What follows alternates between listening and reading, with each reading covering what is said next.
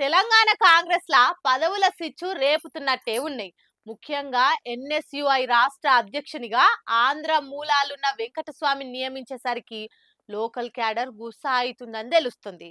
ఓట్లు మనయి సీట్ల ఆలక అని గరమైతుండ్రట.